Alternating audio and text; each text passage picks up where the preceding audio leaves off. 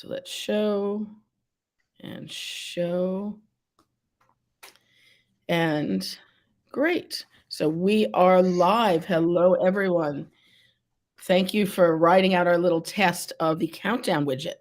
We're trying to get a little bit sophisticated here and let you guys know that we're still out there and we're coming on, but you know how tech glitches are.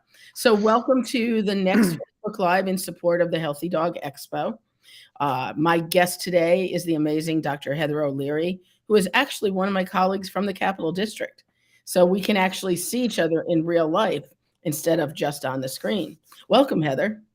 Hi, thanks for having me. Sure. We've got a few people on, and I think we're just going to dive in. So you, like myself, are an integrative and alternative practitioner. Tell me your backstory. Share it with everyone. So I went to Cornell in the 90s. I graduated in 99, and I was a horse vet for 10 years. I went down to Lexington, Kentucky to do an internship down there. And while I was there, I acquired a Jack Russell Terrier. I tried not to. I really tried not to because I still was fooling myself that some other easier kind of dog would be the right kind of dog for me. But this spicy little Jack Russell Terrier named Jersey, she got me from the womb. She Wow. called to me from the womb. I was at a horse farm, and I knew the cattle dogs because they were always running around the horse farm. And one Mhm. hot summer day, the owner invited me up to the house for some sweet tea, and she had these just adorable little Jack Russell Terriers. And for a year, I had been fighting with myself about what kind of dog I was going to have, and I had no room. I was working out of a Ford Bronco, so there was no Right, room right. for a big dog. But I really didn't like small dogs, and everybody kept telling me I needed a Jack Russell, and I was like, oh, but they're so obnoxious. And I and you know 20 plus years later, yeah, they are, and they're the right Yeah. dog for me. So I met these adorable little Jack Russell Terriers, and they were just so sweet and cute, and not insane. And I kind of muttered to myself, oh, maybe like a Jack like you. And she's like, what? Mhm. Jumper's pregnant, Oh and no, that that was was my it. dog. That was That it. was my dog. That was Jersey in there going, you're mine. Fine. And she was amazing, and she opened up this whole new world. I mean, I wound up doing agility with her when I moved back to New York. But meanwhile, when Jersey was about 6 months old, now remember, she was born in 2001, and I was a horse vet. And so when she was about 6 months old, I took her to the vet to get her spayed, because back then, That was what that's you what I did. thought you did. That's what you did, and she had never had a really great appetite, even as a puppy. Um, so, I'd be fighting with different, like, canned foods and stuff. And well, when I took her to get her spayed, we eventually figured out that she had bilateral congenital renal dysplasia, meaning both of her kidneys, instead of being nice and plump and healthy, were small and red and mushy. So, Um, wow. yeah, yeah. Devastating And I, news in a puppy. in a puppy, in a 6 month puppy. So we knew it was congenital, right? She'd never been Right. actively sick in the 6 months of her life. Um, her mother wound up dying from renal failure. I did call and warn her breeder, but she didn't take it seriously. And about 6 months later, when she bred the dog again, she Mhm. wound up passing away from renal failure. So that was That's terrible. incredible.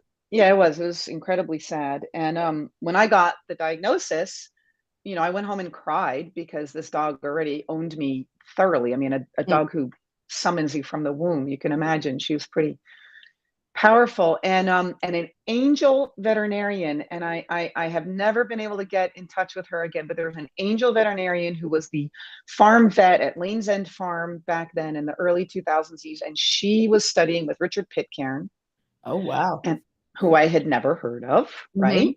And Yep. she heard me telling the ladies in the lab, I was dropping off blood samples for testing, and she heard me kind of crying to them about this adorable little puppy. And she said, I want to talk to you. There's more to the story, right? Because what I was told to do was to put her on protein restricted kibble, Yeah. right? D or something.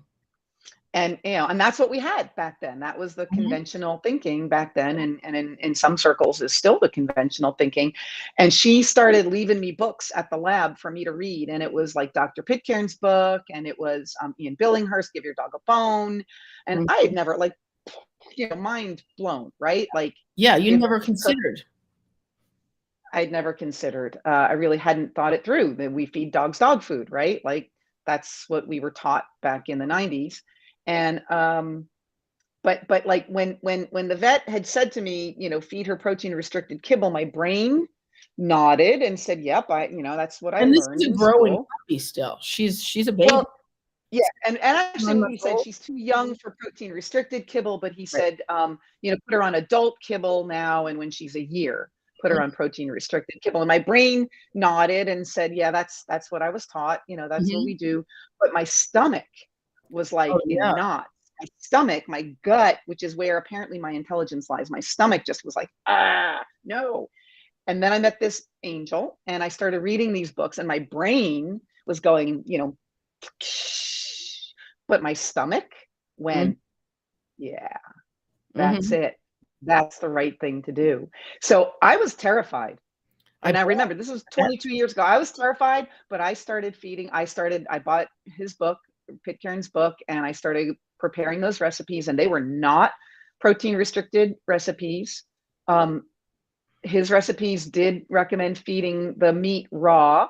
mhm. I couldn't do that. That was too much for me. That was too much for my little brain to handle. So I put them in a crock pot so that they were cooked at low heat, and I prepared these meals. And I didn't cook for myself, friends. Mhm. I ate cheese and crackers and a glass of wine and went to bed. Unless I went out to dinner with my friends. But this dog, I cooked recipes, and I was terrified for years. I kept like wondering if I was killing my dog. Right. um, but but my gut kept saying this is the right way to go, and the dog kept telling me I feel great, so I went with it. And well, fast forward when she finally did pass away at 15 and a half years of age.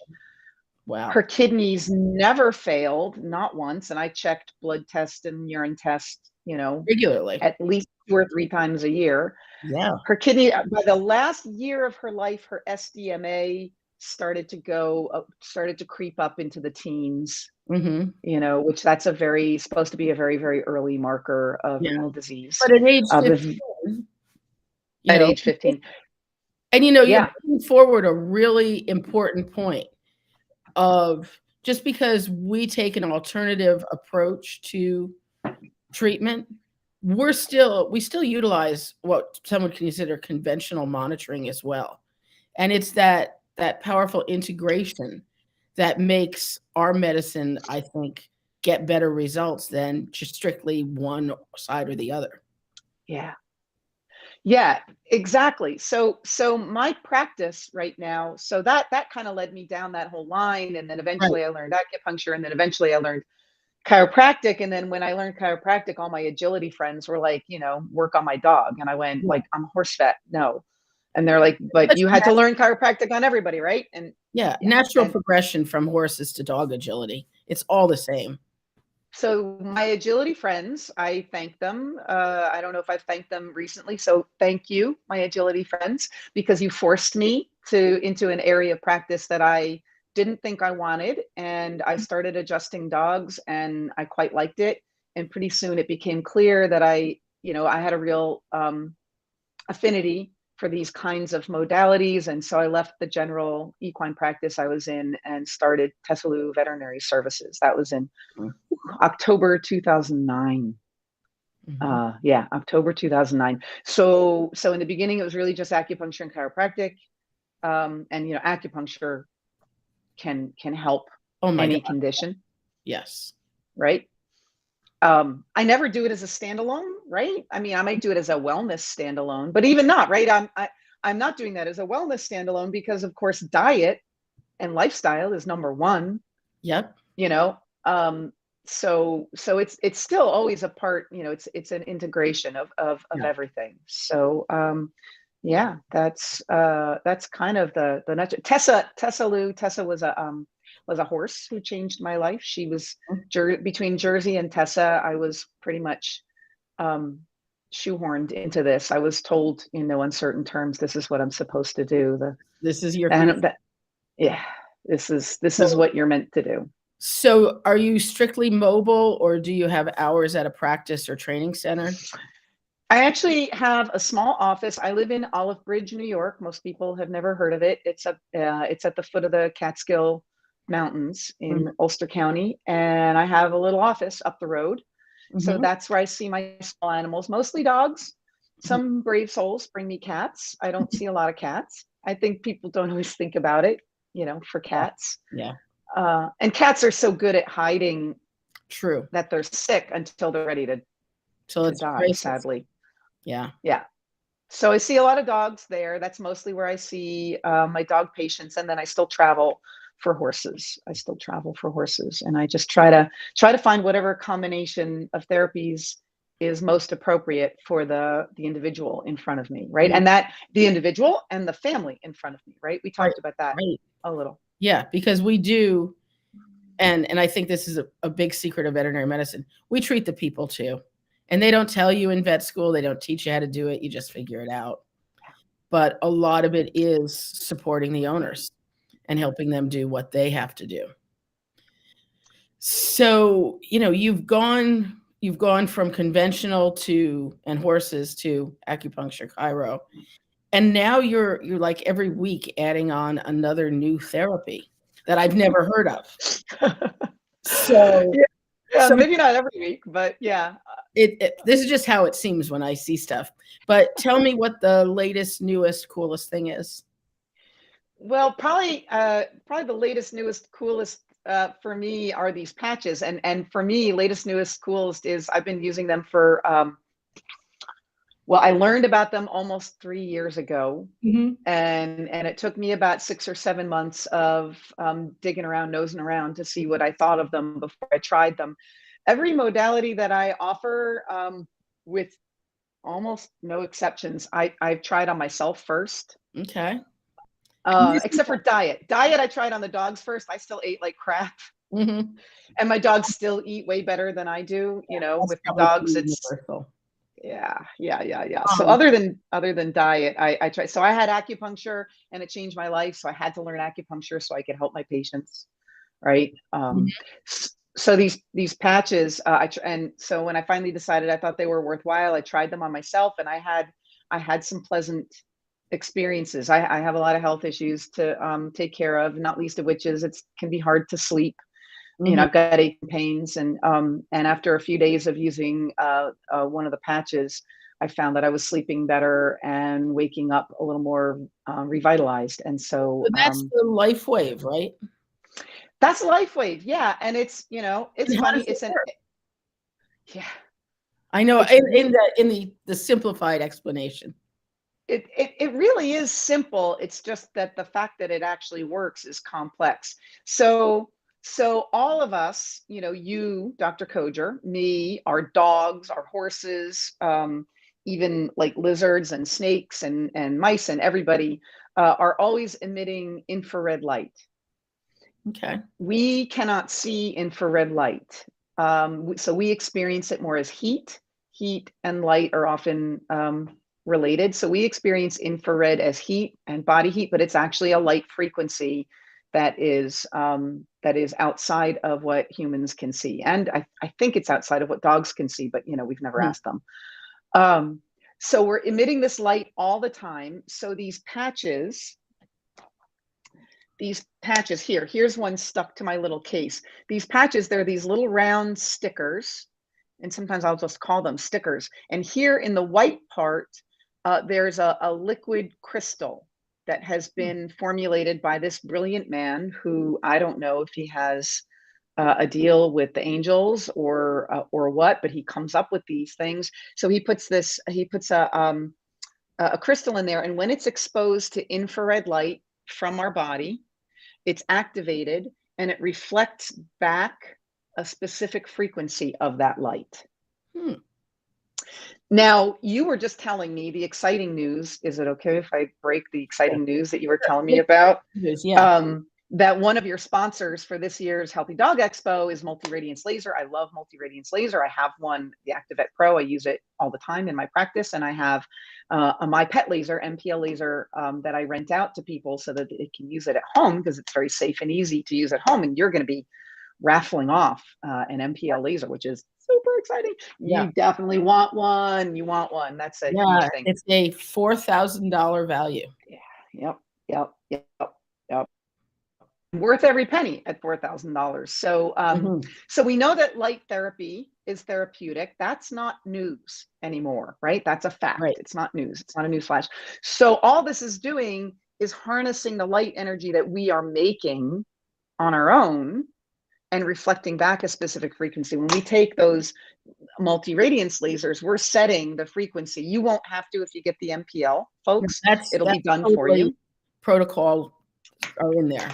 Yeah, exactly. Yeah, So we're using different frequencies to target different tissues and exactly. stimulate different cell types. So the guy who formulated these patches, these stickers, he figured out what frequency of light would give our bodies the information to make very specific peptides, which is the fancy word for protein, make different proteins. And he's very into anti-aging, slowing aging, longevity, right? He's a longevity junkie, Right. since even before Rodney and Karen coined that funky term. So he targeted different longevity proteins that we knew that if we took them or injected them or made more of them, that it would help us to heal faster and feel better, healthier, and hopefully then live longer and better, right? To increase our health span and our lifespan. And so now there's like 10 different kinds of patch. And each patch, like, see, I keep them in my little funky folder.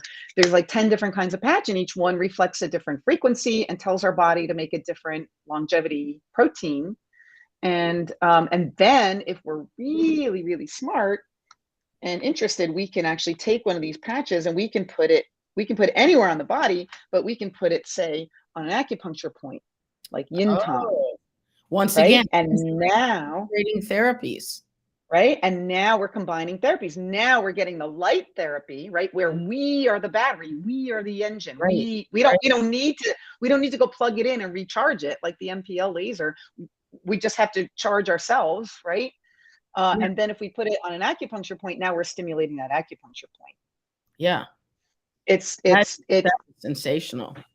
it is. And dogs and cats and horses. I'm getting a little feedback. Is that Oh, I just got a text. okay? So we can do it, dogs and cats and horses and all God's creatures have acupuncture points. We could argue even that plants have acupuncture points. But that could be a topic for another day.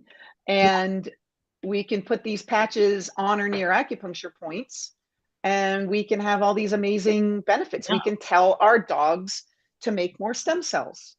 Yeah. Sorry, she's really Dr. Pope is checking in for all of you guys. And Hi, I've Dr. seen P. a lot of comments from Diane and Janet. I'm not seeing comments from anybody else. So I'm wondering if my software is having a glitch and not letting people comment. So if someone other than Diane and Janet can just say hi so we know it's working, please do. So, you're pointing out again the strength of integrating therapies. And of course, my mind goes to what about the dog that just had a TPLO surgery for a torn cruciate? Can we put a patch on that dog? Absolutely. Oh, thank you, Nancy. Thank you, Nina. You're the best. You must Oh, Nancy Dennis. Hi, Nancy. And Ruby and everybody. Yep. Yeah. Yeah, I've known them for a long time. So Yep. what kind of patches, you mentioned sleeping better. What other purposes do the patches come in if you want? What flavors? Well, so one of them, like I said, tells your body to make stem cells, which is Which is a right, natural for injuries and such. Anything that you could name, everything's going to work better, heal better, right? The trick about the stem cells, though, is that they're going to get damaged. So we can make them, but if we have a lot of inflammation in our body, then they're going to get damaged while they're trying to get where they're needed, right? But think about it, right? People pay boku bucks for stem cell injections, right? And it's this laborious process of having to harvest them from somewhere and then process them and then decide with our monkey brains where we're going to put those stem cells, right? We're deciding where the most important part is to Mhm. put in it. The body is way smarter than our brains will ever be, right? And so when we just tell the body to make stem cells, they're going to go where the body knows they're needed. And that might be somewhere completely different. We might be like, oh, my neck really hurts, but the body's like, yeah. First, I got to do this stuff in the liver, and then we'll take care of your neck. Like, take a number, neck. We're going to do the liver first, or the GI tract, or something like that, right? So that in and of itself is amazing, right? That we're honoring the inherent intelligence of the body. Mhm.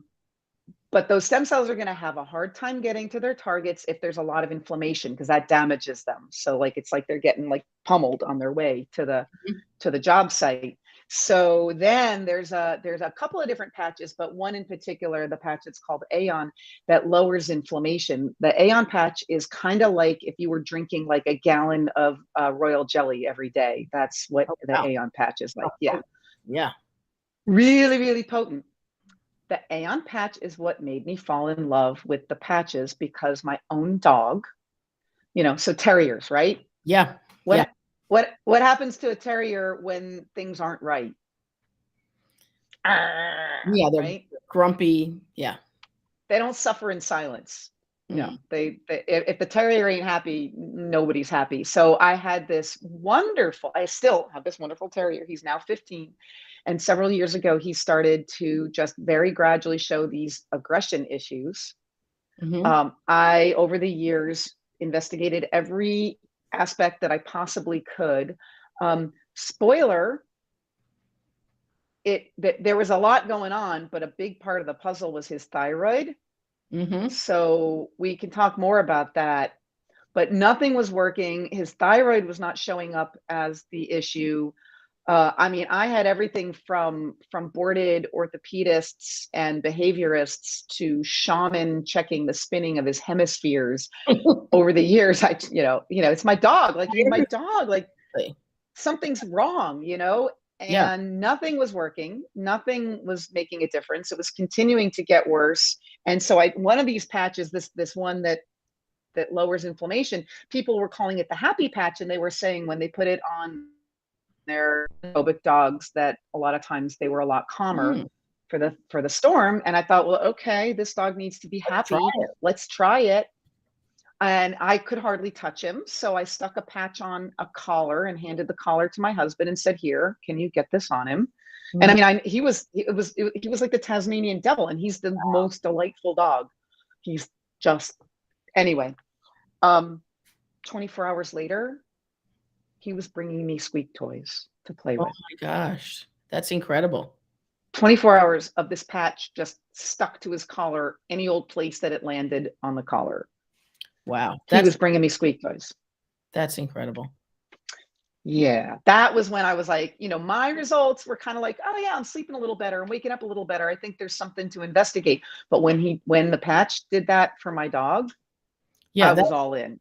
I yeah. was all in. There's no placebo effect with dogs or anything like that, and to go from snarling terrier to playing with toys. I mean, if I looked at him, he would start growling at me. That's how bad it was. Yeah. Oh god. Yeah. Yeah, So it had gotten bad. I have to ask, and I'm surprised nobody has yet. Is there a patch that's helpful with tick-borne diseases? Because we battle those all the time. Well, we do, but here's the thing, right? Here's the thing about dis-ease, right? Disease, dis-ease. Here's the thing about disease, which I know that but we can get exposed to all kinds of creepy crawlies if we've got a vibrantly healthy body and a balanced, happy immune system. We're not going to get sick. Yeah. Right? We're not going to get sick. We might have antibodies. Mhm. The blood test might say you're sick, and it's like, well, that's news to me. I feel fine, right? What that means is we saw the creepy crawly, and our body said, yeah, not today, tick disease. I'm okay. You can, we here, we got the antibodies, right? And we're going to go on our merry way. And the same is true for our dogs, right? That's why, Right. particularly, I know your main mountain, you stand on a lot of different mountaintops, but the biggest one is diet, right? Diet, because if we Yeah. feed our dogs properly, Yeah. Yeah. they're going to be able to handle all of the stresses of life better. So Yep. is there a patch for tick disease? No. But if we have a dog who's got a balanced autonomic nervous system, their sympathetic and parasympathetic nervous systems are in perfect balance so that they get excited when it's time to get excited, and they settle and rest and digest when it's time to do that. If we have a dog who doesn't have pain or discomfort because there's patches directly for pain, if we have a dog who's making plenty of stem cells, so anytime anything gets a little injured or damaged, the stem cells can go and fix it. If we have a dog like that, they can get bit by a lot of ticks that are carrying a lot of crummy diseases. And I really still think that they're going to be a lot less likely to get sick, or the sickness is going to be a lot shorter term, right? Yeah, that's perfect. Perfect. I'm not against antibiotics.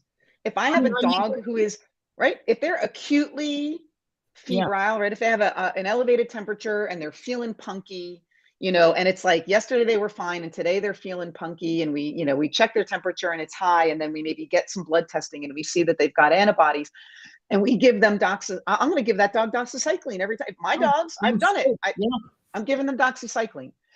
They should be better in 3 to 5 days, right? Yeah. And Yeah. if they're not, then probably Yeah. there's We're something else seeing, going sorry. on. I'm Yeah, I just clicked that inadvertently, but put that's it all in right. the queue and stuff. But yeah, it used to be we would see results in 24 hours with Doxy. Now it might take a couple days. And then if we don't see that result, then we're rethinking everything. But yeah, Right. sometimes you And, need drugs, and then you do all the balancing things to support the body for handling those drugs. right. Exactly. I'm going to give my dog the doxy if they're acutely ill every time. What I'm anti is, you have a dog with sort of vague symptoms, and we pull blood, and like there's a positive Lyme in there that, may or may not be current. Mhm. I don't actually think that there's some better blood tests now than there were. I still don't think any of the tests are great. I don't think any of the tests are all I that think good at, yeah.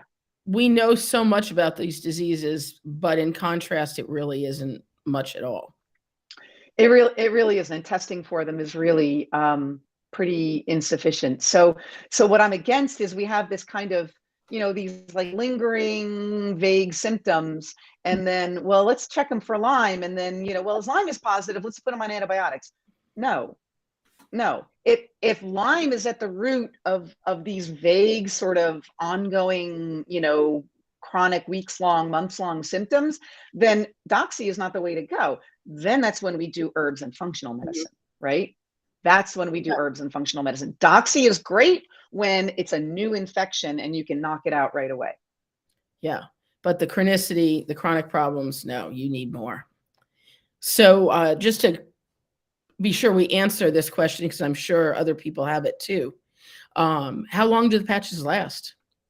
So that's an excellent question. The company says that that you wear them like so. So just to be clear, none of the patches are cleared for use on animals. There's one patch that they have tested on horses. Mhm. So using them on dogs and cats is strictly off-label usage. Now, there is no comparable product. Mhm. So as a veterinarian, I'm definitely using them on small animals because I have nothing that is approved for use on them that I can use. So the company, for people, they say that you wear the patch for 12 hours and then you throw it away. If we have like I have actually a client right now who's got patches, and her dog is acutely not making red blood cells. That dog, we're going to use a fresh patch for 12 hours every day. We're not going to use any used patches. We're going to do best usage because that girl needs some red blood cells. Yeah. Yeah. If I'm doing a sort of a more chronic or a more vague or more for wellness, I'm probably going to use each patch 2 or 3 or maybe even 4 times. I'm kind of cheap, you know, Yeah. thrifty, Thrift. thrifty. Yeah, I'm thrifty. Yeah. So I will use them multiple times, but if we've got a serious thing going, like if I've got a dog who just had surgery on their limb, they're going to get a fresh patch every day. What I tell people is, like, that most people have more than one dog. So put it on the other dog's collar for the rest of the time. Or sometimes they only have one dog. I'm like, oh, doc, my knee hurts. Can I put it on my knee? And I'm like, absolutely. Go So for they it. take the patch that was on their dog and they put it on their own knee. And then they're like, my knee doesn't hurt anymore. And I'm like, you know, Do you have to shave the dog? No. no. Infrared light passes through fur. And even I think I saw my beloved friend Lisa Hanfoletti. She's an acupuncturist out there on the West Coast, and she's got she's one of the people who's helped me learn more about patches. She's fantastic, and she's got a husky. So right, they've got a really strong, thick undercoat to Yeah. keep them warm. I was thinking, well, it's not going to work for those Nordic breeds, right, with those thick undercoats. Mhm. She uses the heck out of patches on her husky, way on the little guard hairs, and she still gets results. And they So stay stuck. they stick pretty damn well. Good. They really do. They stick pretty damn well. Obviously, once you've stuck them to fur and you've peeled them off, they're probably not going to stick a second time to fur. But again, then you can use a Band-Aid to put them on yourself, or you can tape Sure. them to a collar. You can put a t-shirt on the dog and stick it to the t-shirt, right? Instead of the dog, you can stick it to their harness if they're wearing a harness. Mhm. For cats, I will sometimes have people put a patch in the cat's bed or their favorite sleeping spot. Ah, And you'll see the animal choose to lay on the patch. And sometimes they'll even you'll see them kind of arrange themselves to put a specific body part yeah. on the patch, which is really fun. Animals Yeah. know how to self-medicate. They do. And the more we offer them choices and like reward them for thinking for themselves, the more they say, oh, great, I can keep doing this. I can keep choosing. Yeah. Yeah. Definitely. Yep. No need to shave the fur. I saw somebody in there talking about how many vets and doctors never think, that they address the symptoms and don't think about getting to the root cause. And it is a shame. Yeah, Janet. And you're right, Janet. You're 100% right. It is a shame that they don't. I need to point out that that's just not the paradigm in conventional Western Not medicine. taught in vet school. It's not the form of medicine that we're being taught. It's not the form of medicine they're practicing. And the vast majority of pet owners and humans going to an MD, that's not what they're looking for. They just want a pill for that. Yeah. They do. So I don't get mad at them for that. It is sad, but again, it's just a whole different paradigm. And my analogy that I came up with is, getting upset. And Janet, I'm not accusing you of this, okay? So I just want to be sure I'm not accusing you of this, but getting upset with a conventional veterinarian for not offering, more holistic modalities is kind of like hiring a plumber to do the plumbing in your house and then getting ticked off because they won't do the electric work as well. Yeah. Right. It's all contracting. It's not their jam. But it's not their jam. It's not their jam. So we treasure them for what they can do. Mm-hmm. And if your dog is hit by a car, God bless, you don't want me sticking acupuncture needles. You want that center with all the bells and whistles, right? So everything has its place. Everything does. But it is, and I feel some days encouraged by things that are going on the conventional side, that yes, they are acknowledging that probiotics are important and that supporting the gut. It's like, to us, it's nothing revolutionary, but it's like they just found it. And of course, every kibble company is now jumping on it. But, you're going to have the commercialism ripoff of what we consider our foundational methodologies, like protecting the microbiome, utilizing various supplements and nutraceuticals.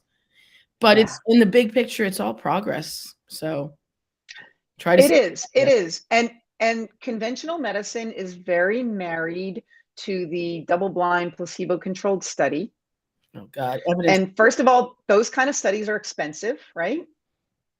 Expensive, right? Probably as almost as expensive as running a Healthy Dog Expo. Almost as expensive. Guys, my budget's going through the roof. I added another speaker, and that's all I'll say. Yeah. It's gonna be awesome. It's gonna be awesome.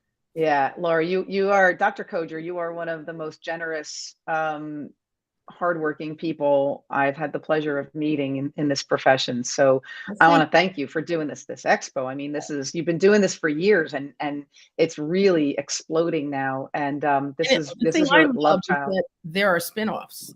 And if you guys are feeling like traveling a couple weeks before my event in May, there's one over in London. So hop a plane. They're doing one in London. There's been one in California. There was Fantastic. one organizing in Virginia because Fantastic. people want this information. Yeah. Yeah.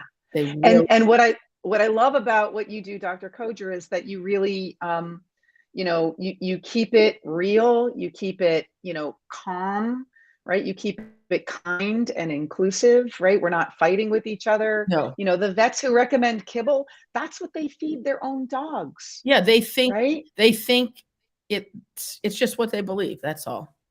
Yeah, they love their dogs. They Yes. love their dogs, and they feed them these kibbles. Yeah. And they feel like that is optimal nutrition. Now, I disagree, but I don't claim that they don't love their dogs. And I Right. don't claim that they're trying to make their patient dog sick by Doesn't recommending that kibble. They really if we can believe, right? digress for a minute, trolls in They're Facebook land are really hard on vets. And the number so of good. times they say, they recommend this stuff so your dog will get sick so that you will come back to them. That is sorry, I got excited and hit my laptop. That is simply untrue, and how cruel to put something like that out into the world. They Yes. are the vets who recommend quote unquote prescription kibbles and such. They believe it's the best. It's what With they're all their heart. With saying. all their heart. Yeah. And they believe a dose of Convenia or dose of Bravecto is in your dog's best interest. Yes, they And really do. we just disagree, but their purposes are the same as ours. And they Yes, don't it's need to true. be trolled, and nor do we, or slammed for the amount they charge for doing that work. It does bring up an interesting point, though, because while individual veterinarians, as a profession, aren't we lucky? I mean, I don't want to, like, have dinner every night with every vet I've ever met, but like as a group, I think we have some pretty amazing We really colleagues. we really We do. really do. That said, our profession is being taken over by corporate interests. Oh, Mars And owns. so when people are complaining about their veterinarian and the recommendations that their veterinarian is making, and some of the charges and the way appointments are made and the way charges are done, I need you people. I need you. I got to look at the green light. I need you. You need to find out who owns that practice. Yes. And that we're a corporate practice. Most of them, they're not going to come up because they know that you won't be happy about it. I need you to look that up, and then you need to understand that the vet that's in the room with you, their hands are tied to a greater or lesser degree, depending on which corporate Right. ownership is in charge of that hospital. Their hands may be tied. And Mhm. so if you want to, and maybe you still need to go to that practice for any number of reasons, but Sure. then what you can do is, if you can acknowledge that, like, doc, I know that I know who owns this practice, and I know, that we may or may not, have the freedom to do all the things that we want to do. Like, if you can just kind of open that door, then you might find that you have even more mutual trust and respect coming from that human being in front of you, who may or may not have, Yeah. an 800-pound gorilla behind them, Yeah. right? Someone who's really not even in the profession at the management Right, level making right, decisions and policies. right. And I read a statistic that something like 70% of the veterinary revenue across the country goes into corporate practices. 70%. That's huge. And I've been vet now for almost 24 years. This May will be 24 years, and Mhm. I've watched it happen. Right, we've had a front row seat to the Yeah. corporatization, and I got to tell you, I'm going to say we have all. I don't know about anybody listening to this live, but I remember when Chewy came out, and everybody said, "This is great. I can order things online, and they're cheaper," and everybody flocked to Chewy. And guess what that did? that, and then Mhm. Chewy got sold to, and Chewy was great in the first couple of years, and then it got sold and sold and sold and sold until now I'm not even sure who owns Chewy anymore, but like they're, Back you know, independent, but, are they? But but, you know, they're ginormous. they're ginormous, they're a warehouse, you know, and a shipping department and a phone department, and I will say Yep. the customer service is generally excellent, but they For don't the customers, it is. For the do veterinarians veterinarians, not so much. Chewy drives the veterinarians insane. Like they tell the clients that the prescription hasn't been sent because the vet didn't yet approve the paperwork when the vet had approved the paperwork like 3 times already. Yeah, yeah, well, That happens. we That don't happens a lot. their faxes. We'll write a prescription for our owners, and it's like, here's the paper script. You can take it any place you want and fill it. Yeah. I'm not gonna get tied to a fax machine or email or logging into a Yeah. website, you know, to authorize things. And sometimes they'll literally say, "Well, your vet wouldn't authorize it." Like, your vet hasn't even Right. seen it. Right. So, Right. Exactly. Exactly. So it's really important to remember all that, because having a relationship of mutual trust and respect with your veterinarian is essential. And the terriers have taught me the mhm, only way to get respect is to start out by giving it. mhm, You have to give respect and be respectful, or you're never going to get any respect in return. yeah. And if your vet is stressed out and they're finding it harder to give you respect, then, you give them a break. Them a break, not him, but them. You give them a break, and then, if that's repeated, then maybe you do find another vet. And But there you have certainly to are give respect. veterinarians who they don't wanna hear anything that is not mainstream, not conventional. And, Yeah, in the private behind the veterinary only door on Facebook, there are groups and, they slam us, people like us. There was actually a group called, Veterinarians Who Hate Karen Becker. We did get that shut down, but that is the level that sometimes we deal with stuff. And, yeah, I know, I you know, know. a It's total hate, crazy. um, and if you encounter a vet like that and just say, "Thanks, I don't think we're a good fit, I'm gonna find somebody else," but be respectful. Yeah, Don't sink to their yeah. level. Yeah, they Yeah, have reasons for it. They have yeah, reasons for feeling that way. I mean, I've met people who walk in my office and I'm like, so, I always ask, what do you feed your dog? And I remember one client in particular, raw. And I'm like, raw what? And I won't belabor the point, but it took like 5 full minutes of interrogation for me to figure out that she'd been feeding her dog poultry frames, like chicken backs, chicken mhm, wings, and chicken necks for 7 years. And her dog walked in with awful, horrible skin disease, and yeah. she had no idea why. And I'm like, this is why Oh, there's you've not been. much worse than a poorly designed raw diet, Yeah, there but really isn't. Janet is reminding us that we've kinda strayed a little bit.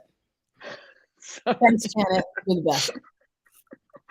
So other health issues for the patches. So I mean, stem cells are going to help any health issue that you can name. The only time I would not use the stem cell patch is if we have a cancer diagnosis. I would want to hold off on that, Mhm, just because that's one time when we're a little unclear.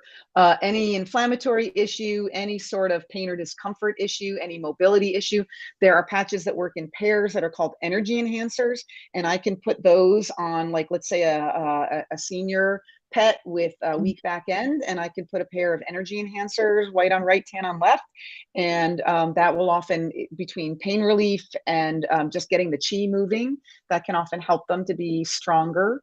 Like I said, the Aeon patch lowers inflammation. I've seen, sometimes I'll have a pet walk in my office, and even though it's set up like a living room, they're just anxious. And I'll slap an Aeon patch on the top of the head, which is a kind of a calming point. And then I'll just keep talking with the owner, about other things, getting more information, and then you'll just see that, like, the volume. It's not like they'll go to sleep appointment, they go to sleep, but you'll just see that the volume is turned down on their anxiety, which is wonderful. If they have liver disease, I can ramp up the production of glutathione with Mhm. a glutathione patch. If they have sleep trouble, I can ramp up their production of melatonin with one of those patches. That, like, but we don't need, we can get super complicated, But basically my main two go-tos are going to be the stem cell patch and the lowering inflammation patch. And if we can just keep those going, we're going to help almost A lot any. of results. That's great. Yeah, we're going to get a lot of results. We're going to get a lot of results. Now, I know we're winding down on our hour, but I know there is another methodology that you're pretty excited about that many people have not heard of. I mean, am I going to talk about Beamer now? You're going to talk about Beamer now. Yeah, and people then think, oh my God, she's this like MLM, affiliate marketing, person. These are really the only two products that I vend, and I vend them because they're amazing and they've transformed my health and life and my family and my four-legged family and my patients. So Beamer is fantastic. Actually, Nancy Banisk, if you're still on here, Nancy Banisk, you're the reason why I know about Beamer, because her acupuncturist was using a Beamer on her when she went in for acupuncture sessions. And she started asking me about it. And I learn a ton from my clients. So when she asked me about it, I went to learning, and it took a while because back then there was not a lot of information about Beamer. And it's not the car. It stands for bioelectromagnetic energy resonance. And it's a type of PEMF, pulsed electromagnetic field device. And what that does is it improves circulation from the microscopic level. So there's another one like stem cells and lowering inflammation. What will Beamer help? Well, it'll help any condition that will benefit from improved, healthy microcirculation.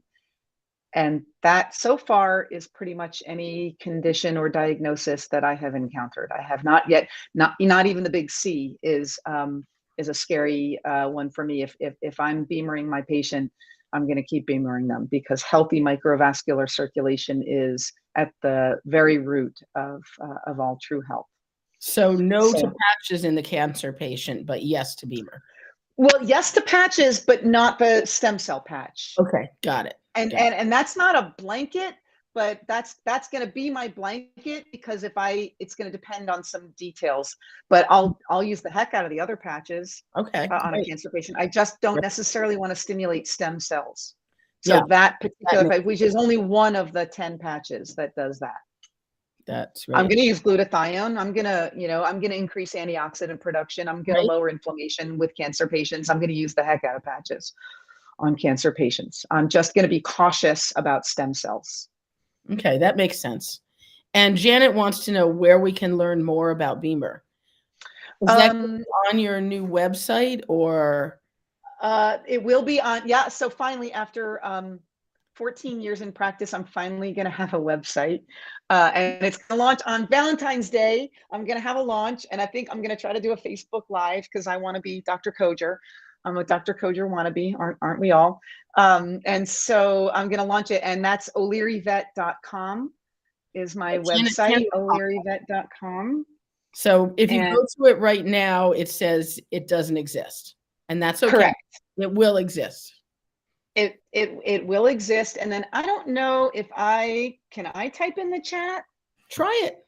I don't think I can type in the chat. I'm clicking on the chat, and I'm not, because I can put my Beamer here. I can put my Beamer website, which has Beamer info. I mean, if you wanted to buy, but you probably want to talk to me before you want to buy, because Beamer's at another price point. The patches, Beamer's an investment. It's an investment in your own health and wellness, as well as the health and wellness of your animal family. Yeah, Beamer is it's fantastic, but you definitely have to be prepared for the financial investment.